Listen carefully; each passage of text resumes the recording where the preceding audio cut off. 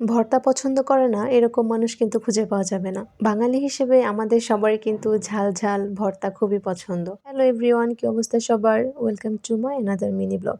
আচ্ছা, তোমাদের কাছে ঝাল ঝাল ভর্তা কেমন লাগে বলো তো? আমি তো চেষ্টা করি প্রায় প্রতিদিনই কিছু না কিছু ভর্তা করার। আমার কাছে ওসব পোলাও বিরিয়ানি তেমন একটা ভালো লাগে না, বাট ভর্তা হলে আমি 1 প্লেট ভাত অনায়াসে শেষ করে দিতে পারবো। সেদিন আমি তোমাদের সাথে সিম আর টমেটোর ভর্তাটা শেয়ার করেছিলাম, আর আজকে আমি করেছিলাম ঝাল ঝাল লইট্টা শুটকি ভর্তা। এই শুটকিটা মনে হয় সবার কাছেই বেশি পছন্দের, আর এই শুটকিটা আমার ভর্তা আর ভুনাটাই বেশি খাওয়া হয়। আজকে যেহেতু ভর্তা করেছি তাই ভাবলাম ভিডিওটা তোমাদের সাথে শেয়ার করি। ভর্তার প্রসেসিংটা তো প্রথমেই দেখলে।